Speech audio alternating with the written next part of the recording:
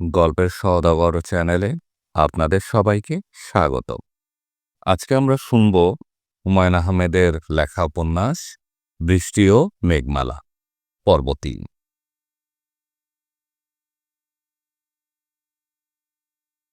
চলে যাবেন, তাদের রেখে দাও, থাকার তো কোনো অসুবিধা নেই। তোমার বোন তোমার সঙ্গে তাঁবুতে থাকতে পারে, ফিরোজ সাহেব থাকবেন গেস্টদের তাঁবুতে। সাহামিদ বলে দেখো। রিনা, তুমি আরেকটা কাজ করো, ৩জন ইয়াং ইঞ্জিনিয়ার আছে না, একসঙ্গে গিট্টু পাকিয়ে ঘুরছে। ঠিক ১ ঘন্টা পর এদের একজনকে আমার কাছে পাঠাবে। তার প্রথম অ্যাসাইনমেন্ট হচ্ছে আমাকে খুঁজে বের করা। কোনজনকে পাঠাবো স্যার? যে কোনো একজনকে পাঠালেই হবে, ১ ঘন্টা পরে পাঠাবে, এখন না। জি আচ্ছা স্যার। যাকে পাঠাবে তার বায়োডাটার কাগজটা একটা ইনভেলপে ভরে সিল করে তার হাতে দিয়ে দিবে। ইনভেলপে কি আছে বলবে না, শুধু বলবে ইনভেলপটা যেন আমার হাতে দেয়। জি আচ্ছা স্যার। তুমি তোমার গেস্টের কাছে যাও, আজ তোমার ছুটি। লীনা ফিরোজ এবং বিনাকে সঙ্গে নিয়ে হাঁটছে। লীনা যাচ্ছে আগে আগে, লীনার পেছনেই বিনাও, তার পেছনে ফিরোজ। লীনা এমন ভঙ্গিতে হাঁটছে যেন পুরো অঞ্চলটা তার চেনা, যেন এটা তারই রাজত্ব। সে রাজত্ব দেখতে বের হয়েছে, অথচ জায়গাটা সে মোটেও চেনে না। পরশুদিনই সে একবার শালবনে হারিয়ে গিয়েছিল। শালবন থেকে কোন দিকে বের হবে কিছুই বুঝতে পারছিল না। আজও সে শালবনের ভিতরেই ঢুকেছে। ফিরোজ বলল, আমরা যাচ্ছি কোথায়? লীনা বলল, বালির পাহাড় দেখতে যাচ্ছি। ফিরোজ বলল, বালির পাহাড় মানে? লীনা উৎসাহের সঙ্গে বলল, ২০০ ট্রাক বালি এনে ফেলা হয়েছে। ময়মনসিং সেন মোটা দানার বালি, আরও ২০০ ট্রাক বালি আসবে। ৪০০ ট্রাক বালির দাম ৪ লাখ টাকা, ১,০০০ টাকা করে ট্রাক। বিনা বলল, বালির দাম কত তাও তোমার জানতে হয়? লীনা বলল, বালির দাম কত জানতে হয় না, জানার ইচ্ছে হয়েছিল, ক্যাশিয়ারকে জিজ্ঞেস করে জেনেছি। লীনা বলল, ঠিক ধরেছ। নকল মরুভূমি বানানো হচ্ছে। আমাদের ১০ একর প্লেন ল্যান্ড আছে, পুরোটা বালি দিয়ে ঢাকা হবে। ঠিক মাঝখানে মাটির কিছু উঁচু উঁচু ঘর তৈরি হবে। ঘরগুলির একটার গায়ে একটা লেগে আছে, অদ্ভুত ডিজাইন। দেখলেই গা শিরশির করে। স্যারের ড্রয়িং বোর্ডে ডিজাইন আছে। তুমি দেখতে চাইলে ডিজাইন এনে দেখাবো। আইডিয়াটা অদ্ভুত না? মরুভূমির মাঝখানে কিছু স্ট্রেঞ্জ লুকিং উঁচু উঁচু মাটির ঘর। ফিরোজ বলল, লীনা, তুমি কিছু মনে করো না, আমার কাছে নহল মরুভূমির ব্যাপারটা খুব হাস্যকর মনে হচ্ছে। লীনা বলল, হাস্যকর কেন? ফিরোজ বলল, মরুভূমির মাঝখানে দাঁড়িয়ে তুমি যদি চারদিকে সবুজ গাছপালা দেখো, শালবন দেখো, তাহলে পুরো ব্যাপারটা হাস্যকর হয়ে যায় না? এমন এক মরুভূমি তৈরি হচ্ছে যা চারপাশে সবুজের ছড়াছড়ি। লীনা আহত গলায় বলল, স্যার, হাস্যকর কাজ কখনো করবেন না। চারপাশের গাছপালা যেন দেখা না যায় সেরকম কোনো ব্যবস্থা অবশ্যই নেওয়া হবে। ফিরোজ বলল, ব্যবস্থা না হলে তো ভালোই, তুমি এমন রাগ করছো কেন? স্যার সম্পর্কে কেউ হেলাফেলাভাবে কথা বললে আমার খুব রাগ লাগে। কেন রাগ লাগবে কেন? উনি কি মহাপুরুষ নাকি? লীনা কঠিন গলায় বলল, উনি মহাপুরুষ নন, উনি সাধারণ মানুষ। সাধারণ মানুষ হয়েও উনি স্বপ্ন তৈরি করার কাজ করেন। ফিরোজ সিগারেট ধরাতে ধরাতে বলল, তিনি কিন্তু নিজের স্বপ্ন তৈরি করার কাজ করেন না, অন্যের স্বপ্ন তৈরি করার কাজ করেন। অন্যের ফরমাইশি স্বপ্ন অন্যের অর্থে তৈরি করা। লীনা দাঁড়িয়ে পড়ল, চাপা গলায় বলল, প্লিজ স্টপ ইট। বালির পাহাড় দেখতে হবে না, চলো ফিরে যাই। ফিরোজ বলল, তুমি অকারণে রাগ করছো, রেগে যাবার মতো কোনো কথা আমি বলিনি, কিছু সত্য কথা বলেছি। চলো তোমার বালির পাহাড় দেখে আসি। না, দেখতে হবে না। লীনা উল্টো দিকে হাঁটতে শুরু করলো। বিনা এসে পাশে দাঁড়ালো। বিনা চাপা গলায় বলল, তুমি এরকম ছেলে মানুষই কেন করছো আপা? লীনা বলল, কি ছেলে মানুষ করলা? তুমি কাঁদছো, কাঁদার মতো তো কিছু হয়নি। তুমি অবশ্যই চোখ মুছে আমাদের বালির পাহাড় দেখাতে নিয়ে যাবে। আপা, চোখ মুছো। লীনা চোখ মুছল।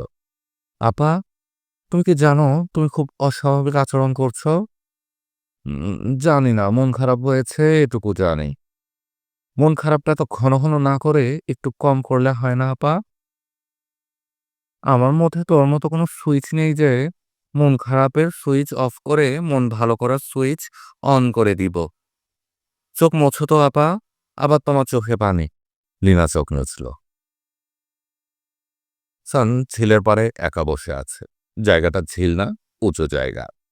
প্রজেক্টে এই জায়গার নাম দেওয়া হয়েছে ঝিল।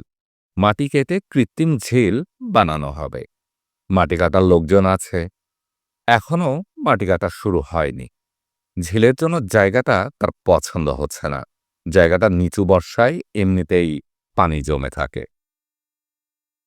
সুবিধা বলতে এইটুকুই। তার মতে ঝিলটা শালবনের ভেতর দিয়ে যাবে। ঝিলে পানি হবে কাকচক্ষুর মতো টলটলে। পানি খুব গভীর হবে না, সূর্যের আলো যতটুকু যেতে পারে ততটুকুই গভীর হবে। স্যার আমাকে দেখেছেন? হাসান পাশ ফিরল। তার পা ভালোই যন্ত্রণা দিতে শুরু করেছে। সে পা নাড়িয়ে শুধু পাশ ফিরেছে। এতেই পা টনটন করছে। লীনা আপা এই খামটা আপনাকে দিতে বললে। সান খাম হাতে নিল। আপনার একটা চিঠি এসেছে, চিঠিটাও আপা আপনাকে দিতে বলেছেন। Thank you. হাসান ব্যক্তিগত লেখা খামটা চোখের সামনে ধরল। নাজমা চিঠি। ডাকে আসেনি, হাতে হাতে এসেছে। প্রতিদিনই একটা গাড়ি ঢাকা থেকে আসছে, ঢাকায় যাচ্ছে। চিঠি আনা নেওয়া কোনো সমস্যাই না। তার মনে হলো অতি দ্রুত এমন কোনো ব্যবস্থা করা উচিত যেন সরাসরি চিঠি চলে আসে। সে সঙ্গে একজন পাশ করা ডাক্তারও দরকার। জরুরি কিছু ওষুধপত্র।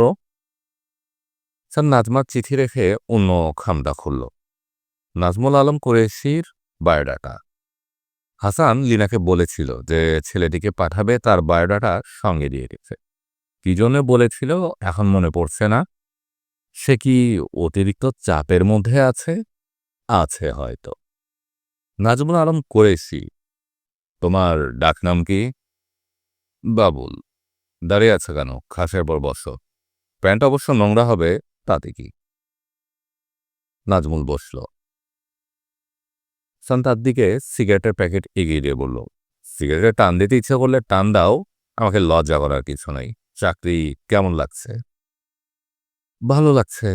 ভালো লাগার কি আছে? কোনো কাজ নেই। 3 বন্ধু একসঙ্গে ঘুরে বেড়াচ্ছ, চাকরি করতে এসেছ।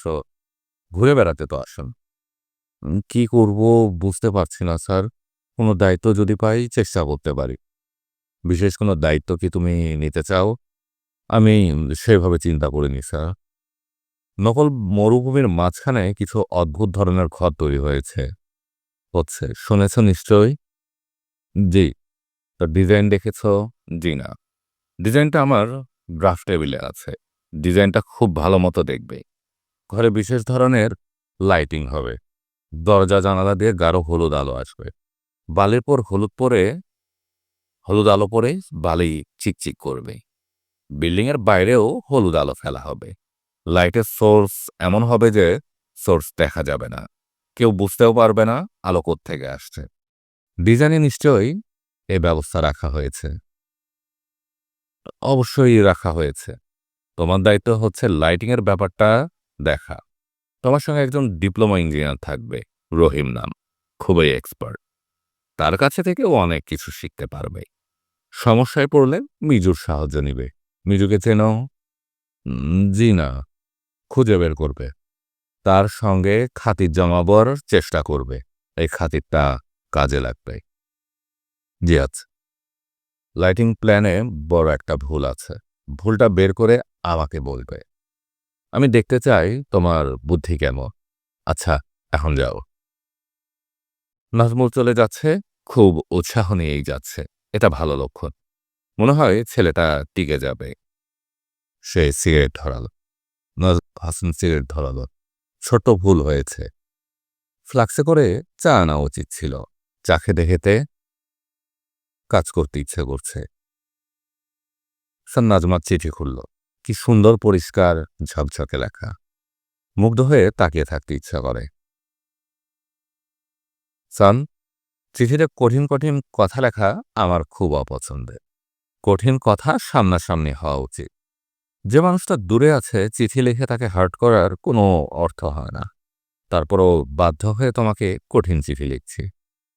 অন্ত এবং নিতুর জ্বর তুমি দেখে এসেছ, সাধারণ জ্বর না, বাড়াবাড়ি ধরনের জ্বর। তারপরও তুমি ঢাকা ছেড়ে চলে গেলে, কিছু টাকা পাঠিয়ে দায়িত্ব পালন করলে, একবারও খোঁজ নিলে না। ওদের জ্বর কেমন? 15 দিনে একবারও কি তোমার ঢাকায় আসার কথা মনে পড়ল না? জয়দেবপুর ঢাকা এমন কোনো দূরত্বে অবস্থান করছে না। আমার ব্যাপারে তোমার আগ্রহ ফুরিয়ে গেছে, এটা আমি যেমন জানি, তুমি তার চেয়ে অনেক ভালো করে জানো। তারপরও বাচ্চাদের প্রতিও তুমি আগ্রহ হারিয়ে ফেলবে, এটা মেনে নিতে কষ্ট হচ্ছে। অর্কহলিক কথাটার সঙ্গে আমার পরিচয় আছে। কাজ নিয়ে নেশাগ্রস্ত মানুষ অবশ্যই আছে। সন্তানের প্রতি দায়িত্ব পালনও কিন্তু কাজেরই অংশ। 12 তারিখে আমার জন্মদিন গিয়েছে। আমি নিশ্চিত ছিলাম এই দিনটা তোমার মনে থাকবে এবং ঢাকায় এসে হইচই করে কাটাবে। অন্ত এবং নিতুকেও বললাম আজ তোমাদের বাবা আসবে। অন্ত এটা শুনেই বলল সে আজ স্কুলে যাবে না। বাচ্চাদের স্কুল কামাই আমি খুবই অপছন্দ করি। তারপরও বললাম, আচ্ছা ঠিক আছে, যেতে হবে না, কিন্তু সকাল থেকে সন্ধ্যা পর্যন্ত বারান্দায় বেতের চেয়ারে বসে তোমার জন্য অপেক্ষা করলাম। তার একবারও টিভির কার্টুন চ্যানেল ছাড়ার কথা মনে হয়নি। আমার সাথে বাচ্চারাও অপেক্ষা করেছে। আমি বুঝতে পারছি অন্তর অপেক্ষার কথা শুনে তোমার খারাপ লাগছে, খারাপ লাগাই স্বাভাবিক। আবার এও বুঝতে পারছি চিঠি পড়ে পুত্রপ্রেমে পাগল হয়ে তুমি হাঁ পুত্র করতে করতে ছুটে আসবে না। তুমি তোমার মতো কাজই করে যাবে। 12 তারিখে আমি অন্তর মতো বারান্দায় বসে না থাকলেও অপেক্ষা করেছি। বুঝতে পারছি সুতোয় প্রবল টান পড়েছে। একটা সুতোকে দুজন দুদিক থেকে টানছি, যে কোনো মুহূর্তে সুতো ছিঁড়বে। সুতা ছিঁড়লে ক্ষতি নেই, কিন্তু সুতা ধরে অন্তু এবং নিতু ঝুলছে। ওদের কি হবে কে জানে। একটা সময় যখন পরিস্থিতি অন্যরকম ছিল, তোমার নিশ্চয়ই মনে আছে। এখন আমাদের বিয়ে হয়নি, তোমার সঙ্গে আমার সামান্যই পরিচয়। আমি গ্রামের বাড়িতে আছি, হুট করে এক দুপুরে তুমি উপস্থিত। আমার প্রাচীনপন্থী বাবা খুবই রেগে গেলেন। তিনি কল্পনাও করতে পারছেন না অতি সামান্য পরিচয় কি করে একটা ছেলে ব্যাগ সুটকেস নিয়ে একটা মেয়ের বাড়িতে উপস্থিত হয়। তোমাকে তৎক্ষণাৎ বিদায় করা হলো। তুমি নান্দাইল রোড স্টেশনে গিয়ে বসে রইলে ফিরতি ট্রেনের অপেক্ষায়। দুপুরবেলা আমি এসে তোমাকে স্টেশন থেকে বাসায় নিয়ে গেলাম। যাই হোক, তুমি তোমার স্বপ্ন রাজ্য সাজাতে থাকো। অন্ত এবং নিতুর যশ সেরেছে, তারা ভালো আছে, তাদের নিয়ে টেনশন করার কিছু নেই। মানসিক দিক দিয়ে আমি ক্লান্ত বোধ করছি। ক্লান্তিবোধ কাটানোর জন্য চিটাগাঙে মেজো ভাইয়ের কাছে যাচ্ছি। সেখান থেকে টেকনাফ যাবার কথা। তোমার বাচ্চারা আসন্ন ভ্রমণের আনন্দে উল্লসিত। তুমি ভালো থেকো। সান উঠে দাঁড়ালো। সূর্য মাথার উপর উঠে এসেছে। রোদে মাথা চিরবির করছে, পায়ের যন্ত্রণাও বাড়ছে। পা টেনে টেনে এতদূর আসাটা বোকামি হয়েছে, ফিরে যাওয়াটা কঠিন হবে। সে আকাশের দিকে তাকাল। আকাশে চিল উঠছে। সব পাখি জোড়ায় জোড়ায় ওড়ে, পক্ষীকুলে শুধুমাত্র চিলকেই নিঃসঙ্গ উঠতে দেখা যায়। নিঃসঙ্গতার আনন্দের সঙ্গে এ পাখিটির কি পরিচয় আছে? উড়ন্ত চিল দেখার পরপরই তার মাথায় পাখি বিষয়ক একটা চিন্তা এসেছে। মরুভূমির ঘরগুলিতে কবুতরের থাকার ব্যবস্থা করলে কেমন হয়?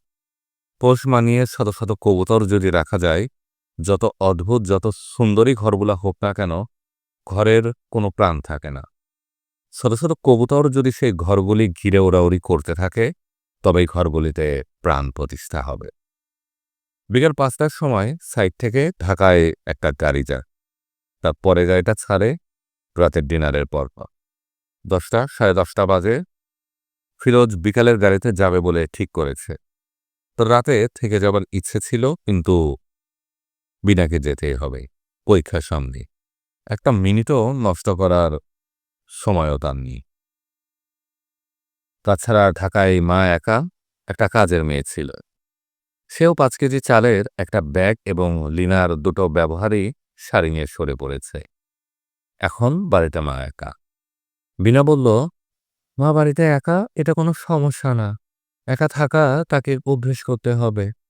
আমরা ২ বোন বিয়ে করে চলে যাব। মাকে তো তখন একাই থাকতে হবে। মা নিশ্চয়ই প্ল্যান করেছেন পুঁটলি পাটলা নিয়ে জামাইয়ের বাড়িতে উঠবেন।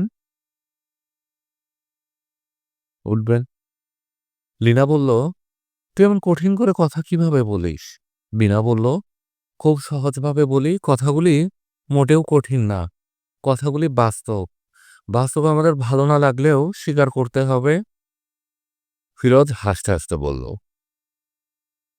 বাস্তবতা তাহলে এই দাঁড়াচ্ছে যে তুমি বিকেল ৫টায় চলে যাচ্ছ। বিনা বলল, আপনার কি থাকার ইচ্ছা নাকি? ফিরোজ বলল, জঙ্গলে কোনোদিন রাত কাটায়নি। জঙ্গলে রাত কাটাতে কেমন লাগে দেখতে ইচ্ছে করছিল। কিন্তু তুমি ঢাকায় গেলে আমি অবশ্যই যাব। আমি তোমাকে একা ছেড়ে দিব না। আমি কি কচি খুকি নাকি? কচি খুকি হও বা বুড়ি নানি হও, আমি তোমাকে একা ছাড়ব না। আমি সঙ্গে করে নিয়ে এসেছি, সঙ্গে নিয়ে যাব। তাহলে চলুন ব্যাগ গুছিয়ে ফেলি। আমার ব্যাগ সবসময় গোছানোই থাকে। তুমি তোমার ব্যাগ গোছাও। লীনা তাঁবুর ভেতরের বিছানায় চোখ বন্ধ করে শুয়েছিল। ফিরোজ তার পাশে বসতে বসতে বলল, শরীর খারাপ নাকি? লীনা বলল, না। ফিরোজ বলল, আমরা চলে যাব। আমাদের হাসি মুখে বিদায় দাও। উঠে বসো। যাবার আগে তোমার হাতে ১ কাপ চা খেয়ে যায়। লীনা উঠে বসল। বিছানা থেকে নামতে নামতে বলল, তোমরা থেকে যাও, স্যার থেকে যেতে বলেছেন। ফিরোজ বলল, তোমার স্যার কি বলেছেন না বলেছেন তা তোমার কাছে যত গুরুত্বপূর্ণ, আমার কাছে তত গুরুত্বপূর্ণ না। তোমার বলাটা গুরুত্বপূর্ণ। আমি বলছি থেকে যাও। একটা বিশেষ কারণে আমার নিজ থেকেই থেকে যাওয়ার ইচ্ছে ছিল। তুমি না বললেও এটা আমার পরিকল্পনার অংশ ছিল। মিনা যেহেতু যাচ্ছে কাজেই আমাকে যেতেই হবে। লীনা বলল, বিশেষ কারণটা কি? ফিরোজ বলল, শালবনের দিকে চলো। হাঁটতে হাঁটতে বিশেষ কারণটা বলি, এখানে বলা যাবে না। বিনা যে কোনো সময় এসে করবে। লীনা বলল, আমার হাঁটতে ইচ্ছে করছে না, এখানেই বলো। তুমি মনে হয় আমার পর রেগে আছো। রাগটা এক পাশে সরিয়ে আমার সঙ্গে চলো তো প্লিজ। তোমার স্যার সম্পর্কে কঠিন কোনো কথা বলে যদি তোমাকে হার্ট করে থাকি, আমি ক্ষমা প্রার্থনা করছি। ক্ষমা প্রার্থনার কি হলো? কিছু নিশ্চয়ই হয়েছে, নয়তো এত রাগ তুমি করবে না। লীনা শোনো, আমি সব অর্থে একজন প্রতিবাদশূন্য মানুষ। প্রতিবাদকদের জন্য প্রতিভাধরদের এই জন্য প্রচণ্ড হিংসা হয়। যা বলি হিংসে থেকে বলি। এটা আমার চরিত্রের প্রধান ত্রুটিগুলির একটি। এই ত্রুটি তোমাকে ক্ষমা করতে হবে। চলো একটু হাঁটতে যাই। ৫টা বাজতে এখনো ৩৫ মিনিট দেরি আছে। আমরা তার আগেই চলে আসবে। লীনা স্যান্ডেল পরল। তাঁবুর পেছনে শালবন, তাদের বেশি হাঁটতে হলো না। ফিরোজ বলল, বইপত্রে পড়েছি জঙ্গলের পূর্ণিমা অসাধারণ হয়। নেক্সট পূর্ণিমায় আমি চলে আসব।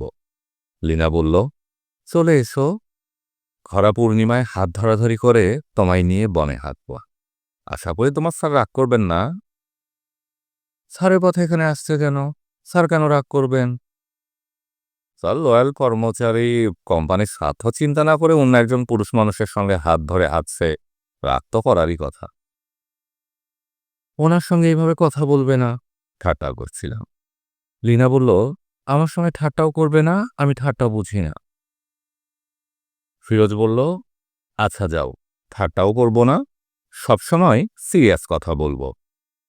ফিরোজ তার পাঞ্জাবির পকেটে হাত দিতে দিতে বলল, তোমার জন্য সামান্য একটা উপহার এনেছি। কি উপহার? একটা আংটি। হঠাৎ আংটি দেবার দরকার পড়ল কেন? কি আশ্চর্য, তোমাকে আমি একটা আংটি দিতে পারবো না? তোমার আঙুলে পাই কিনা দেখো। লীনা বলল, তুমি পরিয়ে দাও। ফিরোজ হঠাৎ শব্দ করে হেসে ফেলল। লীনা বলল, হাসছো কেন? একটা বিশেষ ঠাট্টা করতে ইচ্ছে করছে। ঠাট্টাটার কথা মনে করে এই হাসি আসছে। ঠাট্টাটা করতে ইচ্ছে করছে, আমি আবার প্রমিস করেছি ঠাট্টা করব না। শোনো লিনা, একটা শেষ ঠাট্টা করি, আর কোনোদিন করব না। Promise by your name. Lina বলল, করো, ঠাট্টা করো। ঠাট্টা করা যার স্বভাব সে ঠাট্টা না করে থাকতে পারবে না। ফিরোজ বলল, তুমি যখন আংটিটা আমার কাছে দিয়ে বললে তুমি পরিয়ে দাও, তখন আমার বলতে ইচ্ছে করছিল আমার পরিয়ে দেওয়াটা শোভন হবে না, তুমি বরং আংটিটা তোমার স্যারের কাছে নিয়ে যাও। উনি মুরব্বী মানুষ, উনি পরিয়ে দিবে। হা হা হা। লিনাও হেসে ফেলল। তার আঙ্গুলে পরানো আংটিটির দিকে তাকিয়ে অবাক হয়ে বলল, হীরের আংটি নাকি? ফিরোজ বলল, হ্যাঁ, হীরের আংটি। আমি খুবই দরিদ্র মানুষ, দিন আনি দিন খাই অবস্থা। তারপর আমি ঠিক করে রেখেছিলাম এমন একটা আংটি তোমাকে আমি দিব, যার গল্প তুমি কোনো একদিন তোমার পুত্রকন্যাদের করবে। তুমি তাদের বলবে, যখন আমাদের বিয়ে হয় তখন তোমার বাবার খুবই খারাপ অবস্থা। একটা ইন্স্যুরেন্স কোম্পানিতে সে চাকরি করত, সেই চাকরিও চলে গেছে। তারপরও তোমার বাবা 25,000 টাকা দিয়ে একটা হীরের আংটি কিনে দিয়েছিল। লিনা হতভম্ব গলায় বলল, আংটিটির দাম 25,000 টাকা? ফিরোজ বলল, না, 16,000 টাকা। গল্প করার সময় তুমি নিশ্চয়ই একটু বাড়িয়ে বলবে, বলবে না? লিনা বলল, তোর ইন্স্যুরেন্স কোম্পানির চাকরিটা নিশ্চয়ই এখনো আছে? হ্যাঁ আছে, তবে যাই যাই করছে। যাই যাই করছে কেন? বুঝতে পারছি না। আমি লক্ষ্য করছি বসরা আমাকে পছন্দ করে না। নিশ্চয়ই আমার চরিত্রে এমন কিছু আছে যা মানুষকে বিরক্ত করে।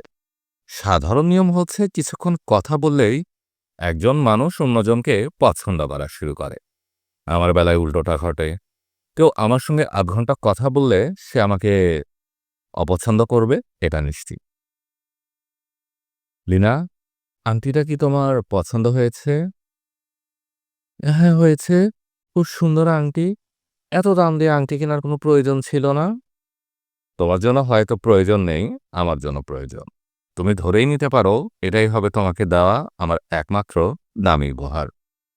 আমার পরের উপহারগুলি 200-250 টাকা দামের শাড়িতে সীমাবদ্ধ থাকবে। ঢাকায় যাবার গাড়ি হর্ন দিচ্ছে। মিনাকে দেখা যাচ্ছে ব্যাগ হাতে গাড়ির পাশে এদিকে ওদিকে তাকাচ্ছে। ফিরোজ উঠে দাঁড়াতে দাঁড়াতে বলল, দুয়ারে প্রস্তুত গাড়ি, বেলা দ্বিপ্রহর। রাত 10টা। সান্তার বিছানায় এলোমেলো ভঙ্গিতে শুয়ে আছে। পায়ের ব্যথা তীব্র হয়েছে। ক্লোফেনাপ ট্যাবলেট সে কিছুক্ষণ আগে খেয়েছে। ব্যথা তেমন কমেনি, তবে শরীর ঝিম ধরে আসছে। মনে হচ্ছে ব্যথা না কমলেও ঘুম চলে আসবে। তাঁবুর ভেতর আলো জ্বলছে। রাতের খাবার নিয়ে এসেছিল, হাসান ফেরত পাঠিয়েছে। খিদেই পেট জ্বলছে, কোনো খাবার মুখে দিতে ইচ্ছে করছে না। লিনা তাঁবুর দরজার সামনে দাঁড়িয়ে ভীত গলায় বলল, স্যার আসি? এসো। লিনা তার তাঁবুর ভেতর ঢুকল। সে রাত 8টা থেকে ভাবছে স্যারকে দেখে আসবে। কেন জানে সাহস সঞ্চয় করে উঠতে পারেনি। স্যার যখন রাতের খাবার ফেরত পাঠান তখন তার মনে হলো যাওয়া উচিত। একটা মানুষ ব্যথায় ছটফট করবে আর সে আরাম করে ঘুমাবে, এটা কেমন কথা? স্যার, ব্যথা কি খুব বেশি? ব্যথা ভালোই আছে। আদার রস মেশানো গরম পানিতে পা ডুবিয়ে রাখলে ব্যথা কমবে। বস উঠে বসতে বসতে বলল, এই চিকিৎসা কোথায় পেয়েছ? আমার বাবাকে করতে দেখেছি। পা মুচকে গেলে তিনি গরম পানিতে পা ডুবিয়ে বসে থাকতেন। এইসব লাগবে না, সকালে ডাক্তার আসবে, রাতটা পার করতে পারলেই হবে। লিনা বলল, স্যার আমি আদা মিশিয়ে গরম পানি আনতে বলেছি। পানি নিয়ে এলে তো পা ডুবাতেই হবে। তোমার অতিথিরা শুনলাম চলে গেছে। জি স্যার, পূর্ণিমার সময় আবার আসবে। আমাদের প্রজেক্ট তাদের কেমন লাগলো? ভালো লেগেছে। খুব ভালো না মোটামুটি ভালো? খুব ভালো। আচ্ছা স্যার, মরুভূমির যে ঘরটা আমরা বানাচ্ছি ওইটা? লিনা কথার মাঝখানে চুপ করে গেল। সাম কৌতূহলী চোখে তাকিয়ে আছে। বোঝাই যাচ্ছে তার অতিথিরা মরুভূমি ঘর নিয়ে কোনো প্রশ্ন তুলেছে। লিনার মনে প্রশ্নটা আছে, তবে স্যারকে বলতে পারছে না। স্যার আবার যদি কিছু মনে করেন। লিনার একটা ব্যাপার তার ভালো লেগেছে স্যার আমরা যে ঘরটা বানাচ্ছি। সে বলতে পারত যে ঘরটা বানানো হচ্ছে তা সে বলেনি। লীনা, প্রশ্নটা শেষ করো। তেমন কিছু না স্যার। তবু শুনি। মরুভূমিতে যখন কেউ দাঁড়াবে তখন সে দেখবে চারপাশে সবুজ ঘাস, গাছপালা, তা খটকা লাগবে না? চারপাশের গাছপালা তো কেউ দেখতে পারবে না। মরুভূমির চারদিকে পাহাড়ের মতো করা হচ্ছে। দৃষ্টি পাহাড়ে আটকে যাবে। ঝিল কেটে যে মাটি উঠবে সে মাটি দিয়ে পাহাড় হবে। পাহাড়ের গায়েও বালি দিয়ে দেওয়া হবে। মূল ডিজাইনে আছে। সেল থেকে ডিজাইনটা আনো, আমি তোমাকে দেখাচ্ছি। দেখাতে হবে না স্যার, আমি বুঝতে পারছি। আরও ভালো করে বুঝিয়ে দিচ্ছি।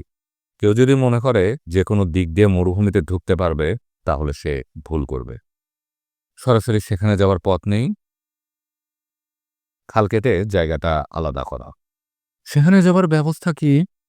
টানেলের ভেতর দিয়ে যেতে হবে। অনেকক্ষণ অন্ধকার টানেলের ভিতর দিয়ে হাঁটতে হবে। টানেলের মুখ দিয়ে বের হওয়া মাত্র সে ঝলমলে আলোর জগতে এসে পড়বে। এটা দেখো, এটা হচ্ছে টানেল।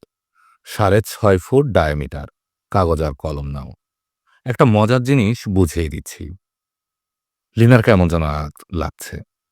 স্যার খুব আগ্রহ নিয়ে কথা বলছেন, কিন্তু কোনো কথা তার কানে ঢুকছে না। তার কাছে মনে হচ্ছে বিরাট মরুভূমিতে, বিরাট বনভূমিতে সে এবং তার স্যার, আর কেউ নেই। গভীর রাত, জ্যোৎস্নায় বনভূমি ভেসে যাচ্ছে। স্যার হাঁটছেন, সেও হাঁটছে। খুব বাতাস হচ্ছে, তার খুব লজ্জা লাগছে। আবার কেন জানি খুব ভালো লাগছে। ইয়াকুব সাহেব তার শোবার ঘরে খাটে পা ঝুলিয়ে বসে আছেন। এ সময় তার অফিসে থাকার কথা। আজ অফিসে যাননি। অফিসের পুরানো কর্মচারী মনসুরকে ডেকে পাঠিয়েছেন। 1 বছর হলো মনসুরের কোনো চাকরি নেই।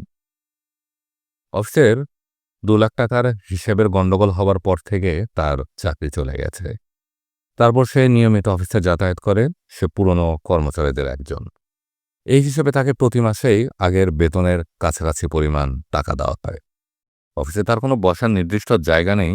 সবার টেবিলে সে বসে, পুরনো দিনের গল্প করে, চাটা খায়।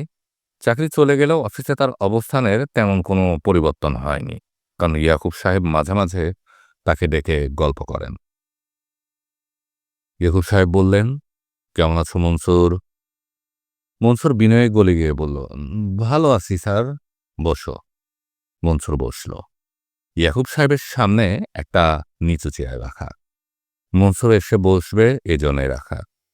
ইয়াকুব সাহেবের শোবার ঘরে খাট ছাড়া কোনো আসবাবপত্র নেই। ইয়াকুব সাহেব পা দোলাতে দোলাতে বললেন, জয়দেবপুরে আমাদের যে প্রজেক্ট চলছে শুনলাম তুমি দেখতে গিয়েছিলে।